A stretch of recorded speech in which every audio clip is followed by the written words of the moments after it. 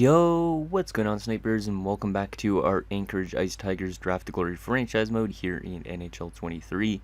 So I am kind of pre-recording this episode. It is a few hours after the last episode went live, and there is a couple comments that I'll get to in this episode, which is good. But anyways, if you guys didn't catch the last episode, it was a pretty big one in terms of building up our team. We got a lot of good prospects in on the last draft, at least in the first 4 rounds. As you can see, we had the first overall pick, and we took Frederick Bickel, who's going to be our goal scorer, and more than likely, I feel like he could hit 30 goals this season.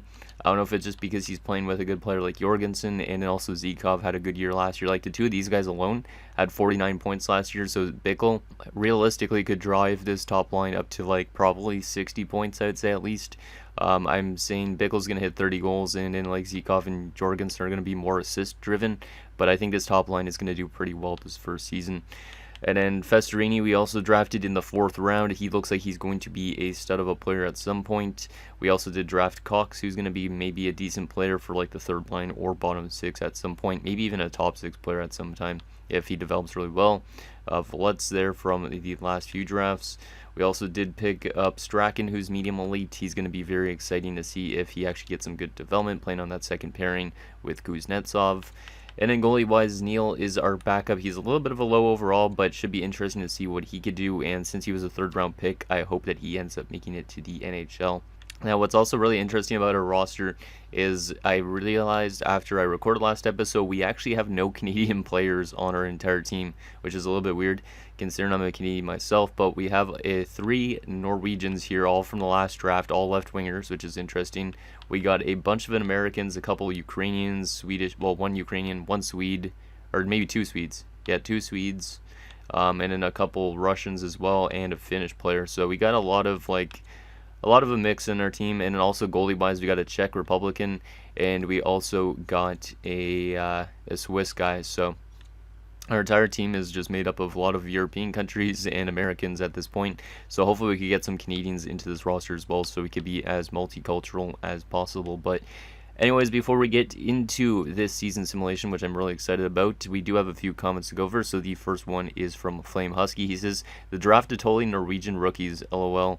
I predict 12 wins for the season. So yeah, that draft had a lot of Norwegians in it. It might be the most Norwegian-driven draft I've ever seen. I feel like that was more Norwegians in that draft alone than there was in the NHL, like in real life at this point. But as you can see, yeah, Bickel is Norwegian. He was our 1st overall pick. Festerini was a 4th rounder. He was Norwegian. And then Jeff Cox was our 5th rounder. He was also Norwegian. And I think there was a couple other Norwegians as well. And he predicts 12 wins, which is pretty interesting. I wonder if we are going to hit 12 wins this season. Last year we hit 5 wins, and the year before we hit 3 wins. So hopefully we could at least get to double-digit wins this season. That would be nice, especially with our top line starting to get a little bit better. Next comment is from HockeyGuy88. He says he predicts 12 wins as well. So 2 people say 12 wins, so hopefully we could hit at least that, because that'd be really nice. And then the last comment is from GoGoob. He says you could play Bickel as the 2nd-line center with his 79 faceoffs, which is true, but I feel like for a sniper, it's better for him to probably be on the wing, because that way he could have somebody setting him up, because like if he's playing in the middle, he's going to be more passing the puck than shooting, I'd say. And obviously with that 93 slap shot accuracy, 92 wrist shot accuracy, and then all that power as well, you want him playing on the wing probably, even though he can be a center at some stage if he really wanted to. But I'd rather have him on the top line than on the 2nd line with guys like, I don't know, Festerini and Villette. So should be a very exciting season ahead, like, because this line alone is probably like more of an AHL line. So like our bottom 9 is still not the greatest, but we actually have a legitimate top line almost at this stage. And our defensive core is improving a bit. Goalie-wise is also improving. So it should be a very exciting season for this young team. And then hopefully we get a good draft lottery spot again for next year, because obviously if we get another 1st overall pick, we are going to start to build up that forward core really well. So let's see what this team could do and see if we could hit that 12-win milestone that you guys think we could get. I'm going to say we're going to hit maybe at least 10 wins, but I don't know if we're going to get much more than that. That's my guess. So let's get the preseason out of the way, and then we will sim the entire season and then take a look at like the awards, wrap up this 3rd season, because we're not going to be making the playoffs at this stage unless the game wants to give me a Stanley Cup right away for some weird reason, because I have seen draft to glories where you make the playoffs randomly, like Sins, I believe, that he had at the end of NHL 22. He won a Stanley Cup quite early on, so In the preseason, we went 1-6-1. That's not too bad. Let me take a look at who led in points. It's going to be Zykov with 13 points in 8 games. That's pretty good, considering that top line is all 3 young guys that are literally all on their ELCs at this stage. Jacobson's comes to an end, or Jorgensen, not Jacobson. Jorgensen's comes to an end at the end of the season, so we are going to have to give the guy probably an 8-year extension, because I like to give those type of guys 8-year extensions as soon as possible, and then we just build up the team around the rest of the players and stuff like that. So anyways, let's get the season simulated. Our first game of the season is on the road against Philly. Should be interesting to see what Bickel does in that game alone. I would slow simulate this game to see what Bickel does, but I don't really know. Oh yeah, I meant to actually show you guys what the player faces look like that we drafted in the last episode, so let's quickly do that before we actually get simulating. Almost forgot about that for some weird reason. So these guys were from other drafts. What else we got here? Let's take a look at our first overall pick in Frederick Bickel. What does this guy look like? Does he have a cool look to him? Cool skates or anything? Looks like he's got gray hair as well. Nope. He does not. He looks pretty basic, nothing too special, but obviously he's a special talent for this roster. Got some nice yellow skates, which is cool, and a nice true stick. So nothing too special with his look, but still going to be probably one of the best players in this franchise mode, my guess. We also got Bryson Festerini, the 4th rounder, who's 19 years of age coming into the season. He should be pretty exciting. Oh, he's bald as well. He's got a nice little bit of facial hair going. Nothing too special either, though. No gray-haired men so far. And he's got a nice green stick, which I like, because green is my favorite color. So there's Festerini. We also have Jeff Cox down here, the 5th round pick. Let's take a look at what he looks like. There's a couple other guys that were unsigned, so we won't be able to take a look at them until they actually get to the AHL or NHL. But this is Jeff Cox. Looks pretty normal as well. Nothing too special, but he does have actually a really cool stick. I think that's a new stick in the game. Don't know what kind of stick it is, but that's cool to see him using a new stick. He's also got some Sherwood gloves and some nice cesium red skates. You like those? Nice. So there he is. And we got a couple more to check. No right wingers, defenders. There was just Strachan, and then there was the goalie, and that was it. So Keegan Strachan, the medium elite DFD, has gray hair, and he's kind of balded too, so he looks pretty old, but a lot of our players look pretty old, and they're all like 18, which is kind of funny. So there is Strachan, also making use of that new Sherwood stick, which is pretty sick. Yeah, that's actually a really cool twig. I like that kind of purpley blue color that's on it. It's kind of nice. So there is Strachan. Hopefully he develops well this season. And finally, Mr. Harry Neal. Let's take a look at what our backup goalie looks like and maybe future starter if he develops well. Let's see what he's got. Oh, okay. He's got a different look. His eyes almost match the same color as his hair and all that stuff, so that's pretty interesting. So there is our backup goalie, and obviously his gear is all blacked out because of a glitch, but basically for pads, he has what? He's got the Warrior Virtual G2 Classics. Interesting. It's an interesting use of old looking pads, and his blocker is also the same type, and probably his glove too, so he's wearing some Warrior pads, which is pretty sick. He's going to be wearing the number 30 this season, it looks like, unless Klesla has that number, which Klesla does, so he's going to be wearing 33, which is pretty cool. Patrick Wall's number, you know. Okay, let's simulate the season. Now we took a look at those players, and let's see if we get those 12 wins. Should be interesting to see what this team does this year and compares it to last year, because last year we got shut out 19 times. First year we got shut out 30 times. Let's see if we don't get shut out that often this season. Off to a bad start, obviously, with a bunch of losses, which is to be expected. Hopefully we could hit our win first. There's our first shutout loss, so one-time shutout. I will let Jeff count it instead because I don't have time to count it all, especially when the sim engines is fast. There's our first win of the season, a shootout win over the New York Islanders. That's good to see. Good to get that first win out of the way. But still off to a little bit of a rocky start. There's a win over Calgary, 3-2. Love to see it. So that's 2 wins this month alone. That's pretty good. There's a win over Buffalo, 3-2. So we have 3 wins already, which is nice. Let's keep it rolling, boys. Let's get over 5 wins at least. It'd be nice to get double-digit wins, but I don't know if we're going to. There's the 4th win. Okay. We got 4 wins before January. So that's pretty impressive. Let's see, will we hit 5 wins yet? Come on, boys. Let's tie 5 wins from last season. Nope, not yet. We're getting outplayed pretty badly in a lot of these games, but oh well.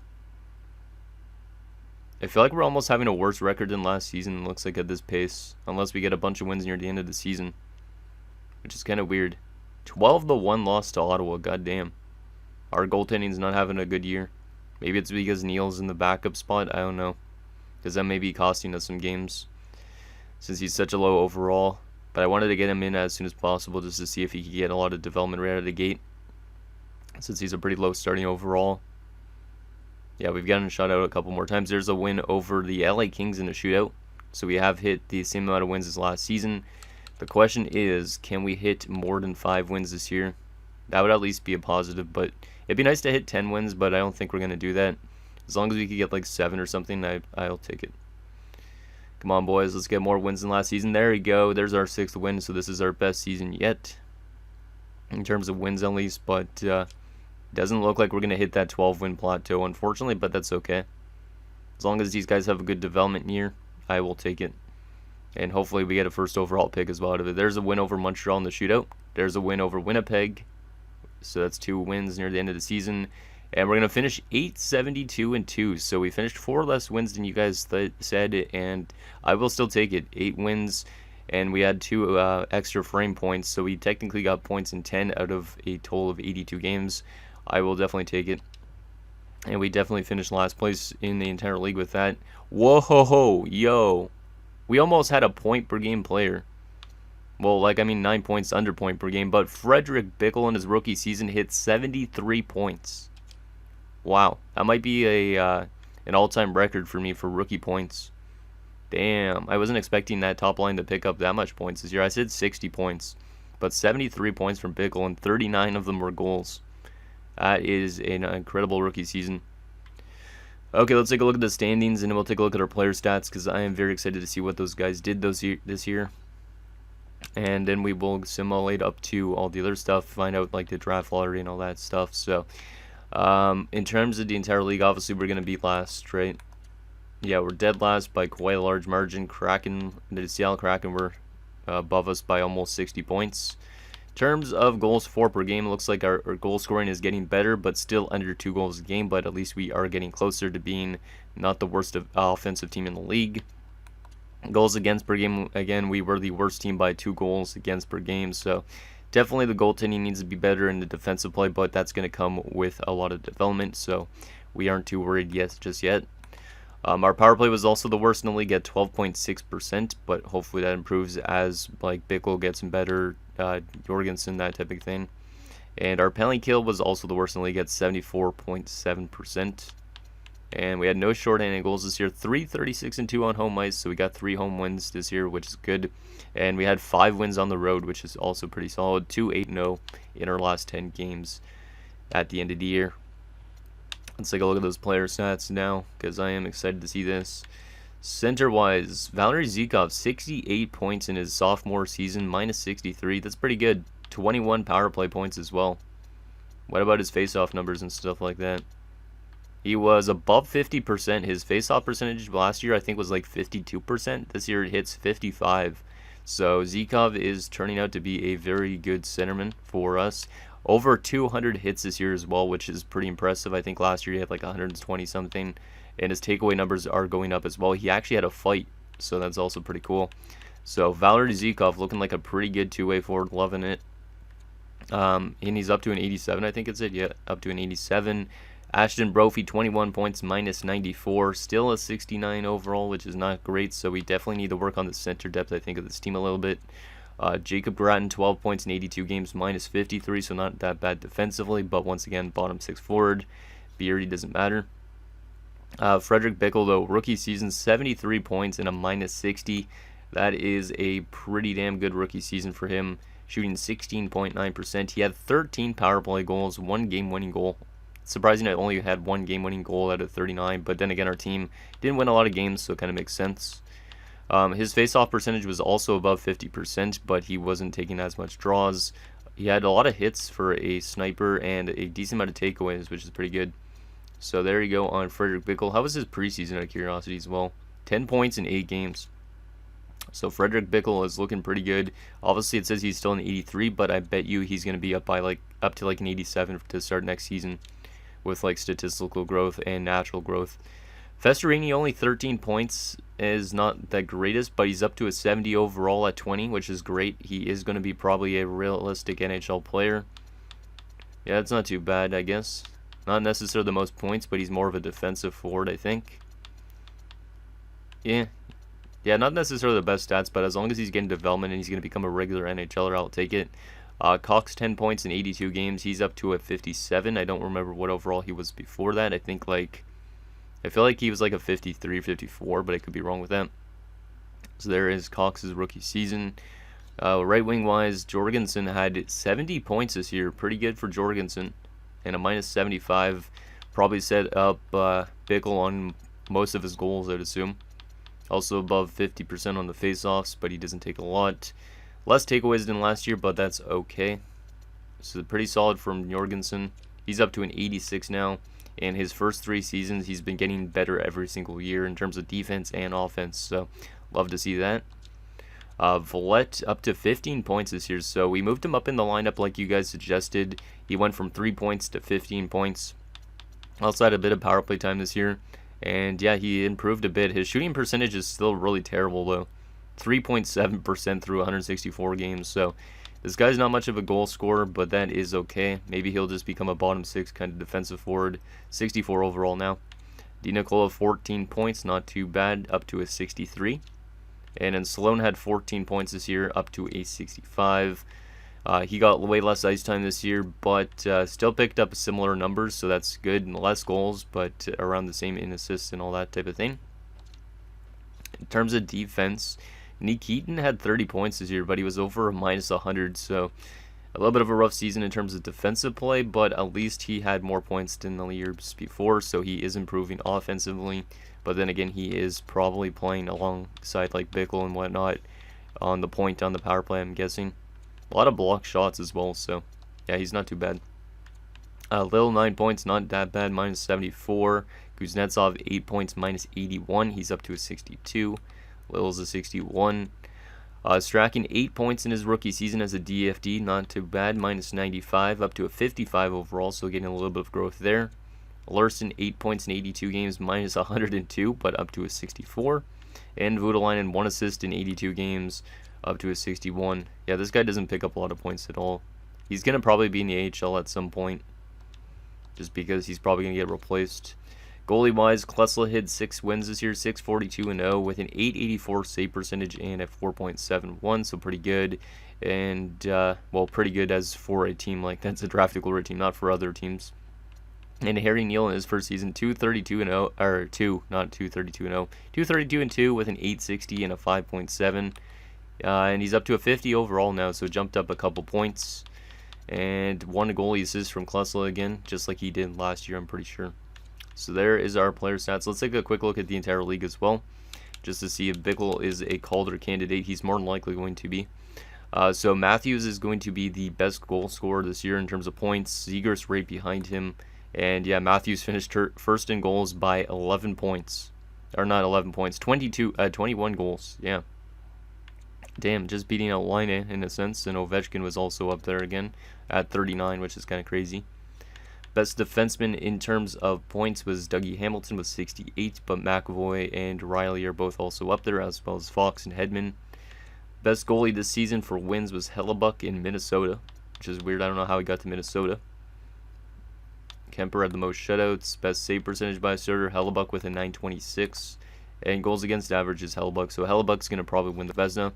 Best rookie this year for points is going to be Bickel, but is he going to win it because of that minus 60? I don't know, but he beats out Melvin Lowry, who went, I believe, 4th overall.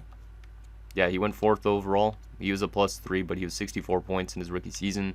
And Norbert Krupp, who went 2nd, had 46 points. So pretty solid draft is if you have 3 of the top 5 players up there for the Rookie of the Year, which is pretty good.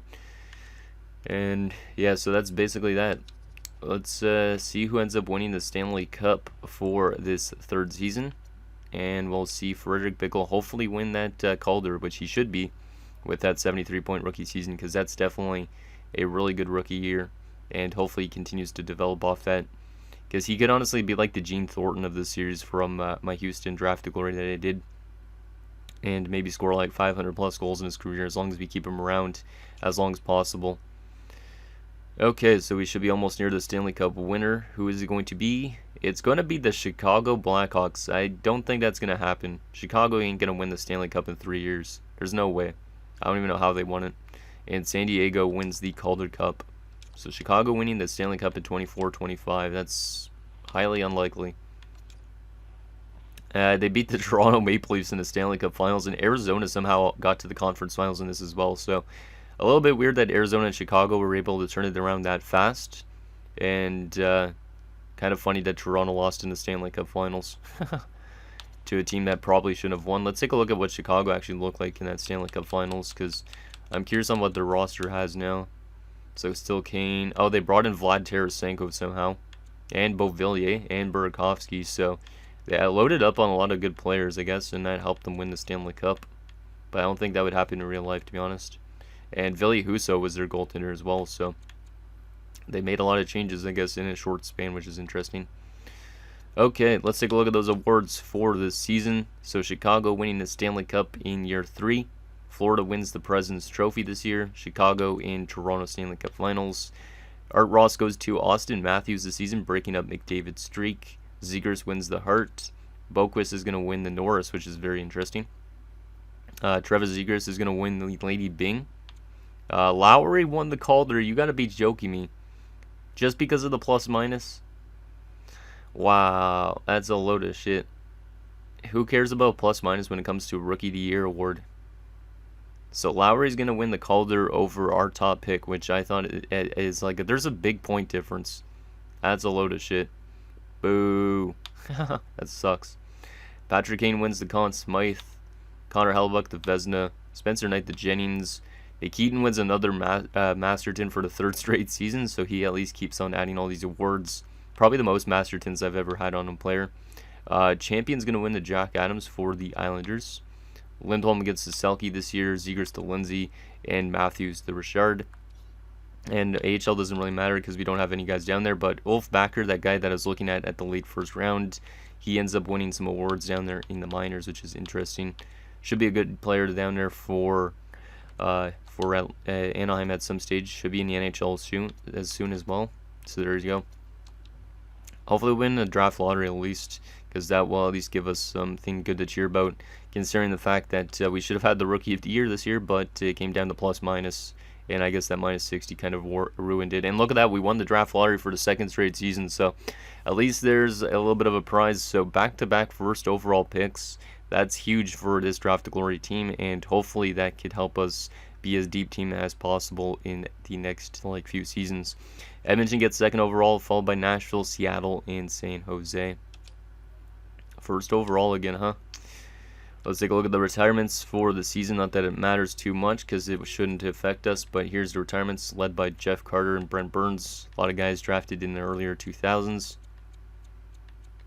Probably nothing for us unless there's a guy that played in the AHL, but I doubt it. Goalie-wise, Anton Khudobin's the best goalie to retire.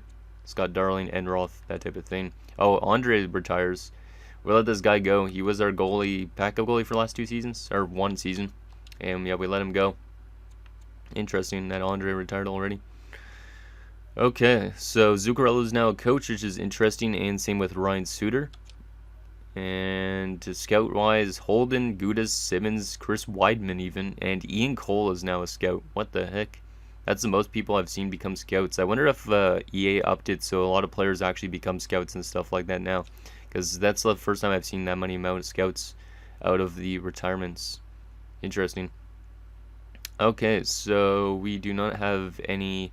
Oh, we did lose a coach in the AHL, Ladislav Barenka. I don't know if that was their head coach down there, but we do lose one coach. Let's continue simulating.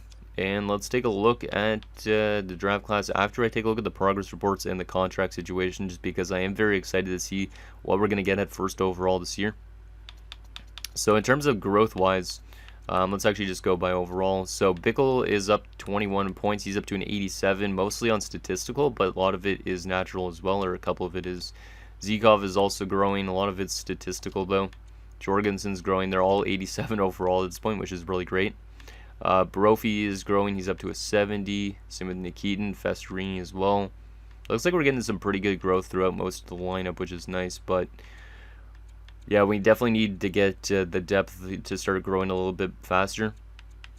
Kuznetsov's up to a 63 at 20, which isn't terrible. Maybe he becomes like a 79 at best. I don't really know. In the system-wise, we got Neil, who's up to a 57, so he jumped from a 48 to a 57 in 1 year. That's really solid. Hopefully he continues to grow like that, because that's exactly what we need from him. Carlson's up to a 62. We will definitely sign this guy this year, and he'll definitely play as our backup probably in the NHL, and we'll give Neil a chance to play in the AHL for maybe 1 year, just so that way we're making better use of him, in a sense. Voutilainen, 62 points, or not 62 points, 62 overall. Cox, 61. Grattan, 61. Anybody else? Little one, only up by 1, so he's not developing too well, which kind of sucks, because he's got top 6 potential. And I think that's it. Oh, Schultz went up to a 55. Interesting. Strachan's a 56. And Voinov up to a 52. Not too bad. Not too bad at all. Let's take a look at those contract situations, and then we'll take a look at the draft class. See what we're getting at number 1. But, yeah, we have a couple of big RFAs. Well, at least people that we've drafted. So, Jorgensen's the big one.